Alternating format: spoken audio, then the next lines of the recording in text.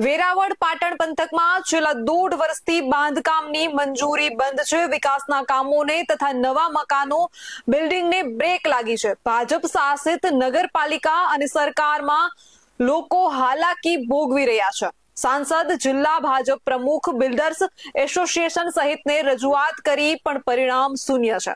दलालो बिल्डरो वकीलो सहित बधाए सोमनाथना धारासभ्य विमल चुडासमा ने रजूआत करी हती। धारासभ्यए आगामी दिवसोमां मीटिंग करी अने जरूर पड़े तो उच्च कक्षाए जवानी तैयारी पण बतावी छे।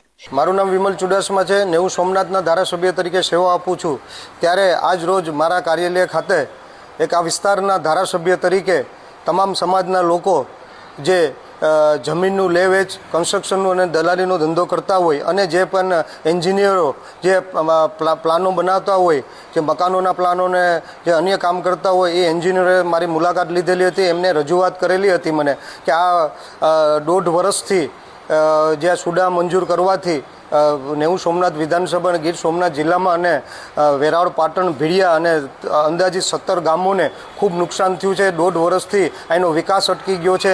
બાંધકામની મંજૂરી નથી મળતી, બિન ખેતીની મંજૂરી નથી મળતી। આવા અન્ય પ્રશ્નો છે જેનેથી વેરાવળના આ વિસ્તારના લોકોને 1.5 વર્ષથી ખૂબ મોટા પાયે નુકસાન થયું છે। વિકાસ થવાના બદલે ખૂબ નુકસાની તરફ જઈ રહ્યું છે મારો વિસ્તાર। ત્યારે આ લોકો જે અહીં જે દલાલી કરતા હોય અને એન્જિનિયરિંગનું કામ કરતા હોય અને જે લે વેચનું મકાનોનું લે વેચનું પણ કામ કરતા એવા લોકો મારી પાસે મળવા આવ્યા છે।